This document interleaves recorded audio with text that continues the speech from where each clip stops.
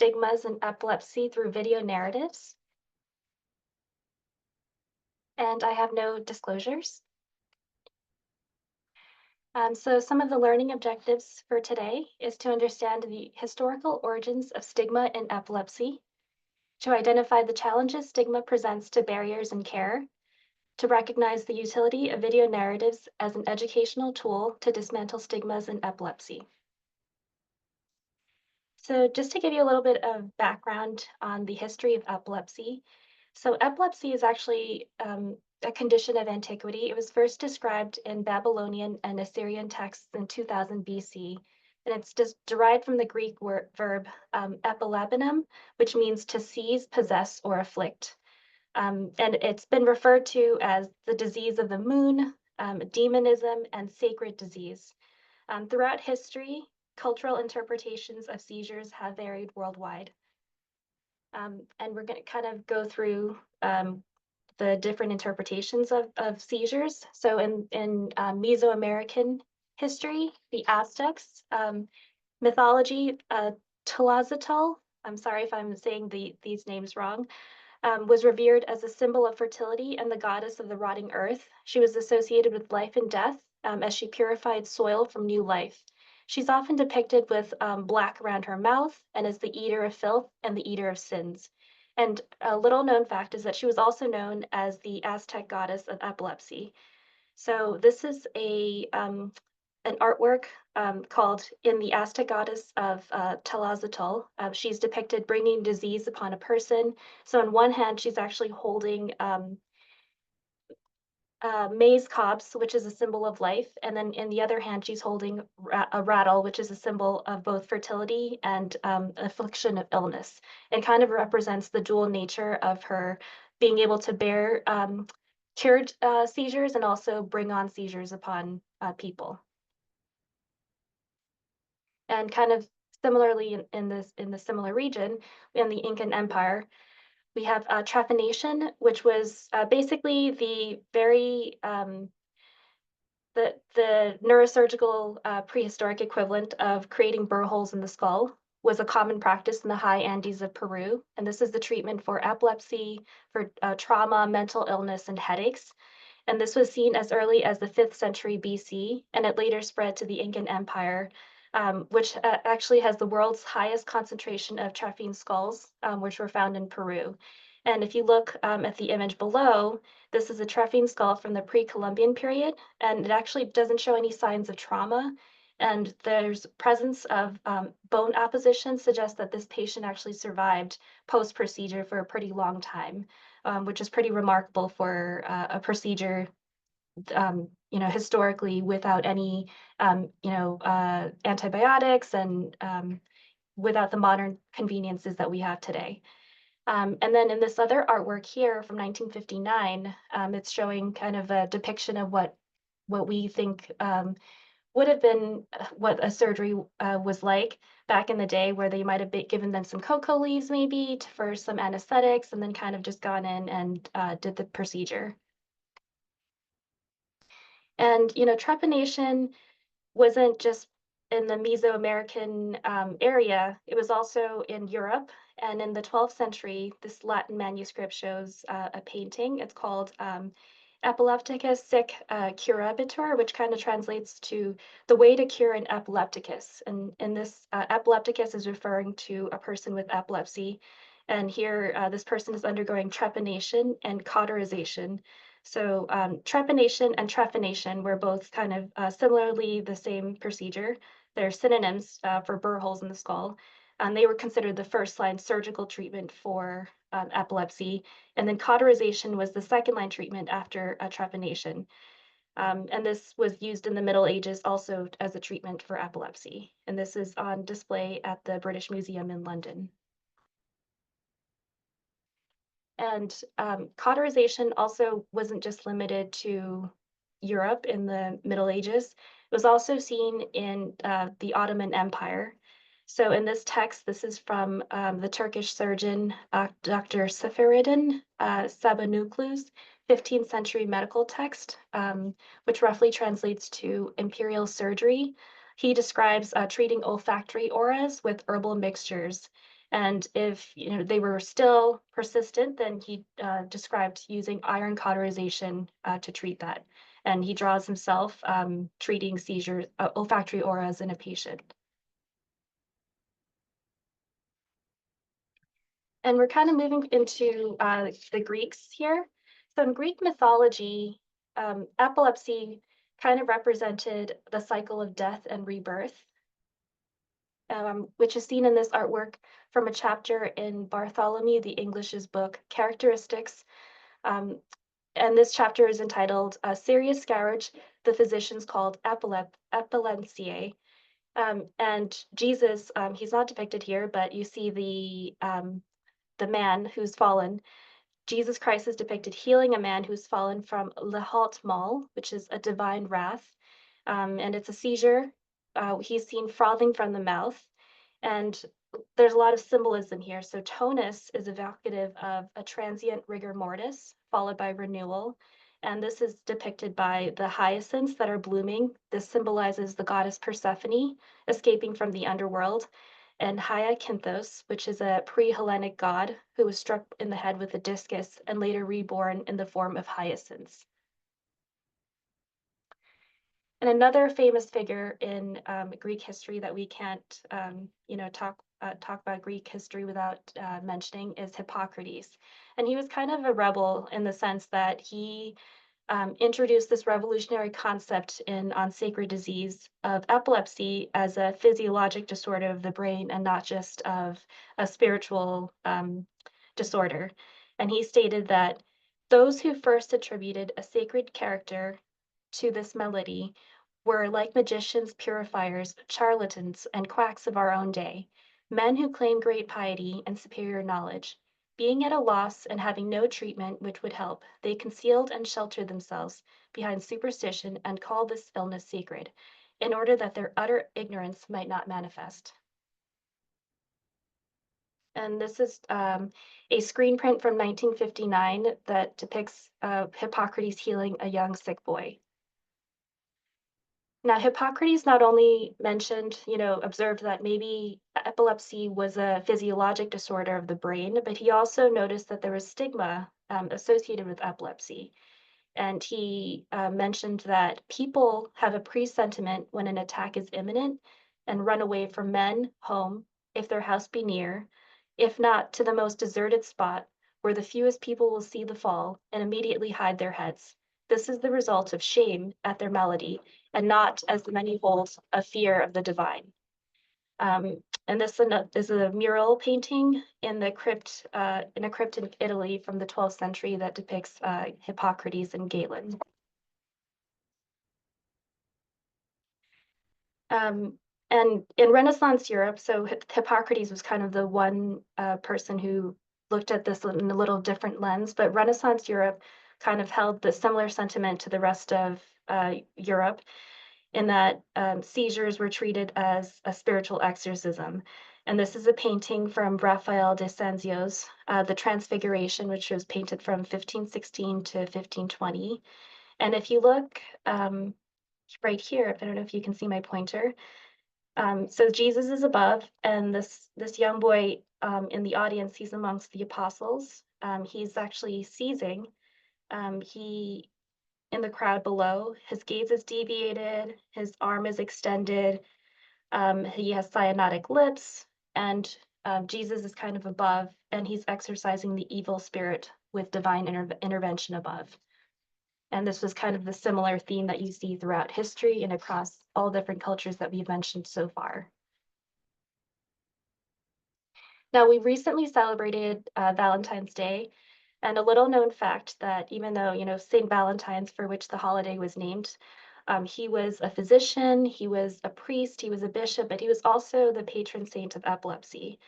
And this is a woodcut here from Rufus Illis that shows St. Valentine healing two pilgrims that have possibly fallen from a seizure. And in this painting, you see a rooster that's offered as a sacrifice. So this woman that's standing, she's holding the rooster. And then on the bottom, you see there's a pig or swine, which is a symbol of the devil. And again, there's the symbolism here of that there's a spiritual component, and evil spirit associated with epilepsy. And in this German painting here, St. Valentine is also portrayed exorcising demons. And in this case, this child is purported to have epileptic spasms. And it was a common theme as well in a lot of artwork of this time, where you would see like demonic figures that are actually physically leaving the mouth of a child, or the mouth of the afflicted person. And similarly here, St. Valentine is again, and he is healing two people at his feet.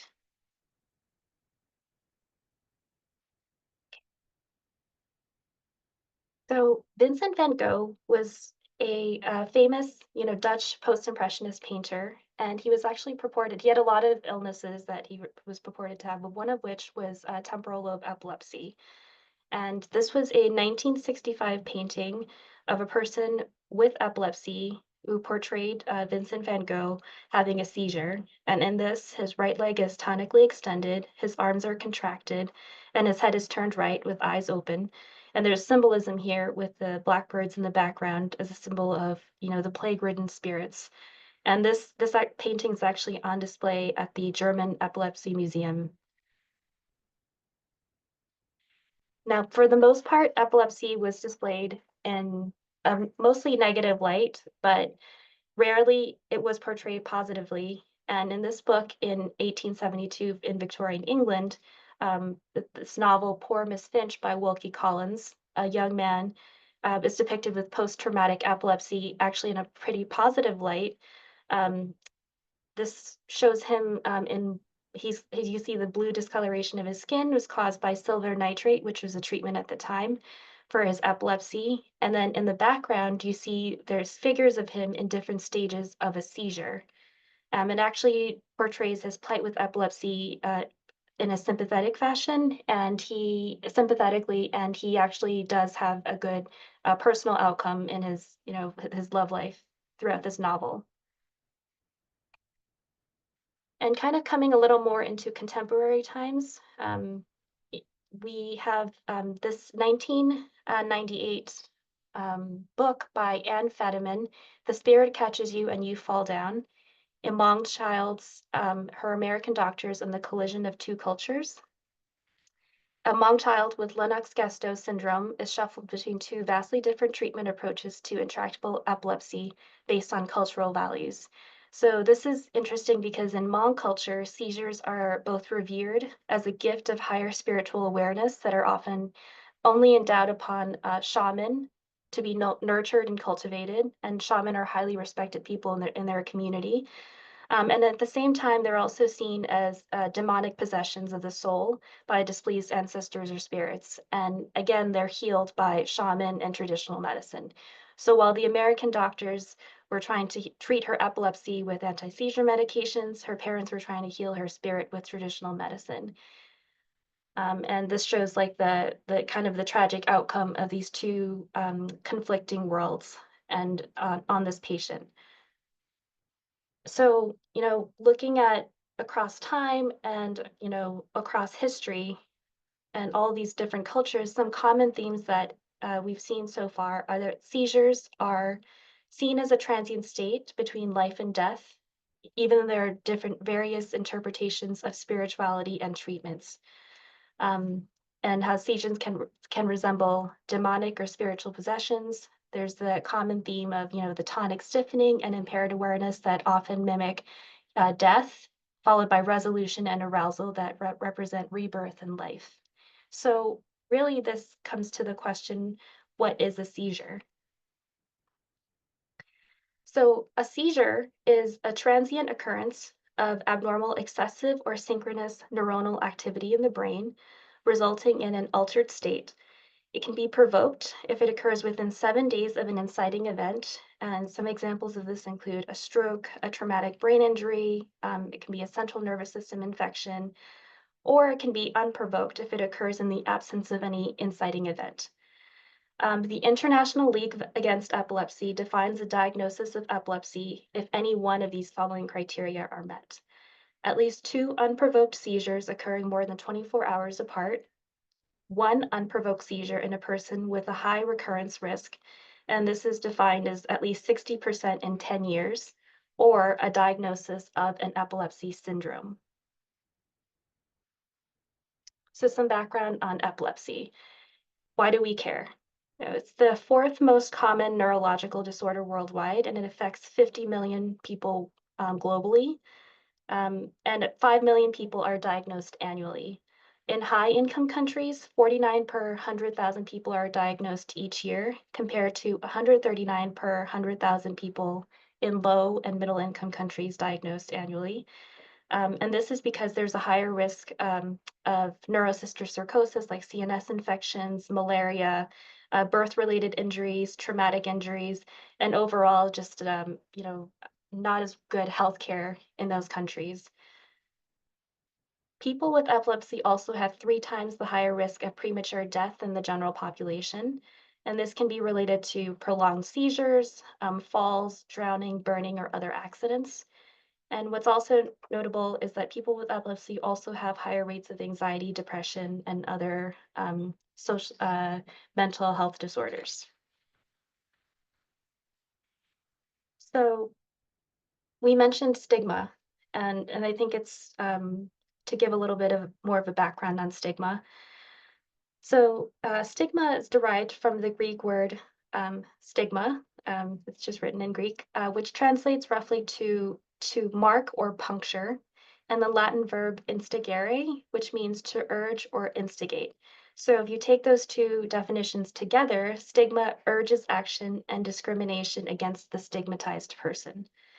So, a lot of the sociologists have kind of put these terms together. And in Stigma, Notes on the Management of Spoiled Identity, in 1963, Irving Goffman describes stigma as a fundamental discrepancy between virtual and actual social identity that leads to the exclusion, marginalization, and alienation of the stigmatized group or individual from society. Um, so stigma was in epilepsy. How does that apply? Bruce Link and Joe Phelan conceptualized stigma as an exercise of power in which individuals or institutions utilize policies, laws, and the built environment to exclude a group from life opportunities. And Graham Scambler was actually the first person to kind of apply this into a medical context, particularly in epilepsy. And he described this in 2 different domains, felt or internal stigma and enacted or external stigma. So felt or internal stigma is experienced by people with epilepsy and their close associates who anticipate and often internalize negative stereotypes as an undesirable difference, resulting in self-stigmatization. So an example of this is fear and shame experienced by a person with epilepsy of anticipating having a seizure in public.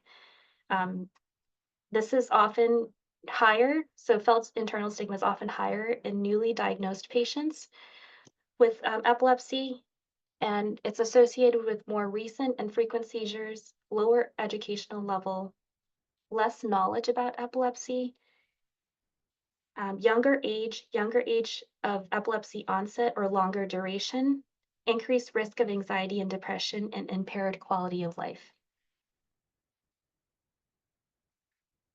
And compared that to enacted or external stigma, which is the actual discriminatory events against people with epilepsy based on their epilepsy alone. And an example of this is a person who had a witness seizure at work gets passed over for promotion due to having epilepsy. So some factors associated with enacted stigma included lower educational level, poor knowledge about epilepsy, lower socioeconomic status, and coming from a rural background. So historically, many neurological conditions have been stigmatized due to lack of knowledge of the pathophysiology, variability of presentations, episodic attacks, and impact on daily life with various cultural interpretations. And interestingly, 1/3 of patients with epilepsy identified stigma as the most difficult aspect of living with epilepsy. Enacted or external stigma may be more difficult to quantify since discriminatory behaviors may not be recognized or acknowledged by either the perpetrators or those living with epilepsy. And despite novel medical advances in treating epilepsy, stigma associated with epilepsy influences social interactions, access to care, and treatment compliance, resulting in breakthrough seizures and poor quality of life. Stigma and social exclusion in epilepsy also diminish educational and employment opportunities, impairing physical and mental health for people living with epilepsy and their families.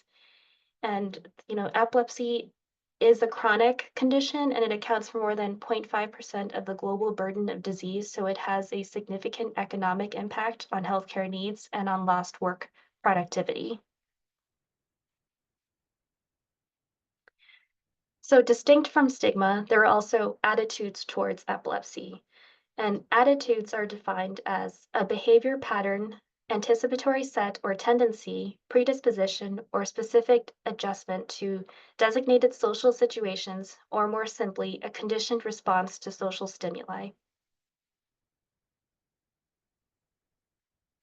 So, in a 2022 systematic review on stigma and epilepsy, negative attitudes towards people with epilepsy were prevalent across all population groups. And this included, shockingly, healthcare professionals, students, teachers, patients living with epilepsy, and the general public.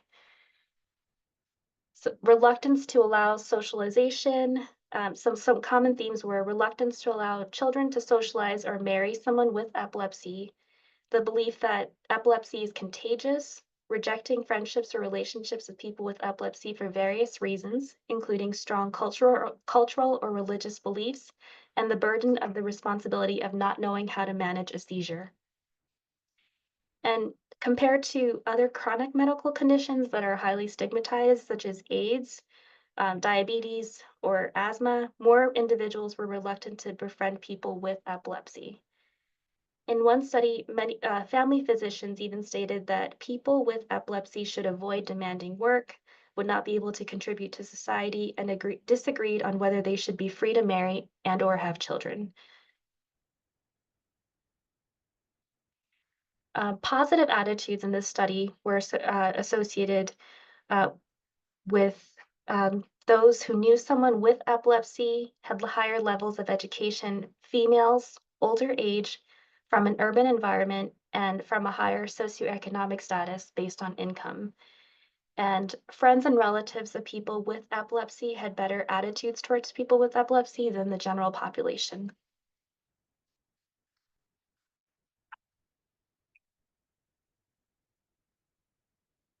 So, terminology may make a difference in stigma.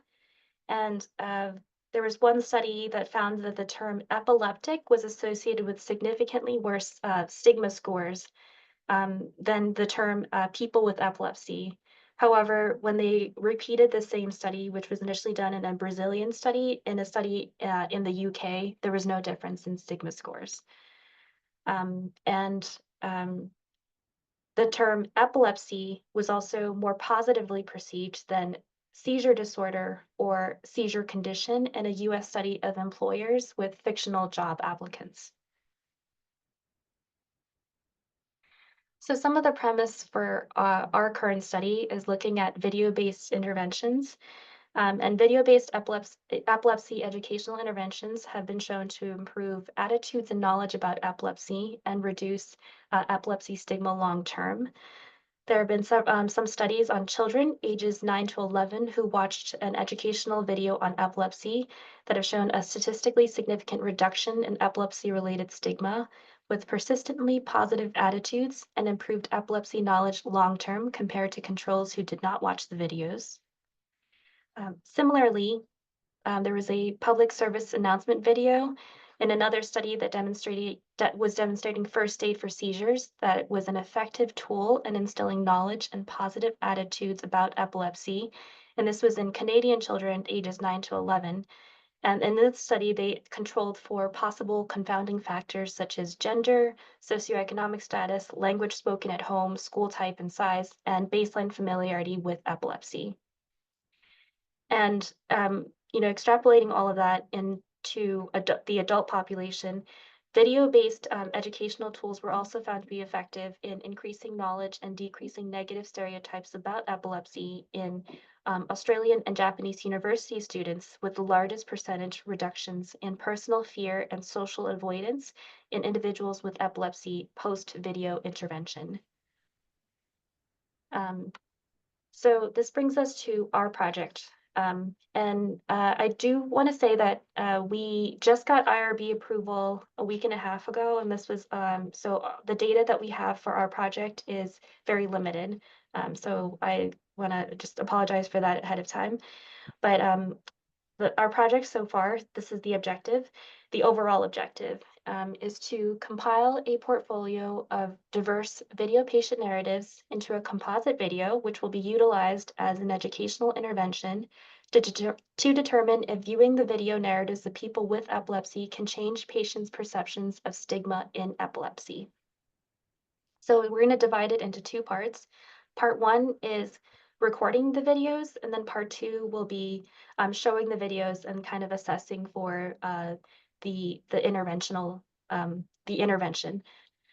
So part one is recording the videos. So we asked patients to answer 4 questions on video. The first one was, tell me the story of your first seizure and how you were diagnosed with epilepsy. Question 2 was, can you describe a moment when you experienced shame or stigma because of your epilepsy? Question 3 was, what would you tell someone newly diagnosed with epilepsy? And 4 wasn't really a question, but it was kind of, can you share 2 photos and tell us why they're important to you? And after each patient recorded these videos, we will be compiling them into a composite 10 to 15 minute video, which will then be used as the educational intervention in part 2. Oops. Okay, so part 2, I don't know if you can see, it's a little cut off here at the top, but we're hoping to have, this is a preliminary study, so above here, what we're hoping to have 30 patients total, and we'll have 15 in the viewing group and then 15 in a demographically matched control group. And just like we did in our video group, we always schedule these visits as much as possible after they come in for the regularly scheduled outpatient epilepsy visit so that it's not inconvenient for the patients. So we're going to show the composite video to the viewing group after getting consent. And then after that, we're going to administer the epilepsy stigma scale, which is a validated stigma scale that has been already published in prior studies. And then in the control group, we're just going to give them the epilepsy stigma scale without showing the video. And then we're just going to compare the 2 stigma scales between the 2 groups. So far what we have for our data, we have recorded the video narratives, and we have 9 patients that we've recorded so far. Just to give you a little bit of a breakdown, 43% of the patients that we've recorded identify as white, 29% identify as Latino or Latinx, and 28% identify as African or Caribbean American. And of these 9 patients, we have 4 females, 4 males, and 1 gender non-binary patient, and across all age groups ranging from 25 to 79 years old. Some common themes that we noticed for the first 2 questions, I did put this in a word cloud, but since it's a little bit hard to read, I wanted to read some of the themes. So if some common themes were, is it contagious? I felt so embarrassed. After a seizure, I would apologize as if it was my fault because I interrupted people. I had so many seizures that the paramedics knew who I was. When I said I had epilepsy, They said no immediately. And this was referring to him, this patient joining the football team. I woke up with tongue bites, blood over my sheets. I realized that something happened in my sleep. I had a seizure in my sleep. That was my introduction to epilepsy. I was in denial for a long time. My first seizure came out of nowhere. I crashed my brand new car into a stop sign. I had to reveal my seizures at work since I couldn't drive. All of a sudden, I could see the look on people's faces that maybe I didn't have the mental capacity. One of my biggest fears was having seizures at work. I was labeled as disabled, a risk. I worry about a seizure coming on. It was a little bit harder going back to school. I had to ask for extra time and accommodations. My girlfriend left when I was diagnosed. She didn't want to be a caretaker. Because of my condition, my wife left. Seizures were thought as a wicked sins of the past, affecting me in the present. I felt the past and present at the same time. My mind went into a different universe. And again, this is common themes, but this is to question 3. What would you tell somebody newly diagnosed with epilepsy? So I'll read some of these in case they're hard to see in this. Don't lose who you are. Take care of your mental health. This is not your fault. Teach your friends and family about your seizures, especially in different cultures where stigma may be more prevalent. Take your medication and don't limit yourself because of your diagnosis. Set intentions for the next goal. Believe in the life you want to live. Don't give up on yourself and your family. With some time, you will get your new normal. Learn about seizures and epilepsy to understand that it doesn't have to be that way.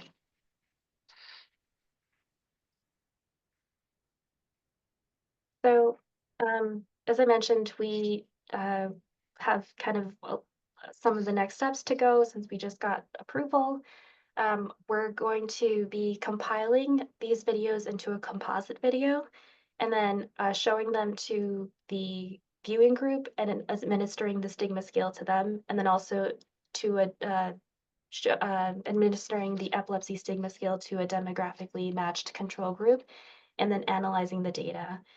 And as this is the preliminary study, we are hoping to expand on the results, expand on this based on those results, maybe increasing the sample size in the future, considering maybe a crossover study design, and then exploring. I think it would be really interesting just to see the data here, if there's any differences based on, seizure semiology, how well controlled seizures are, if there's any differences in ethnic or gender identity, even age, how if the representation in the videos versus the patients who are viewing them, if the stigma scale, if the analysis will show a difference there.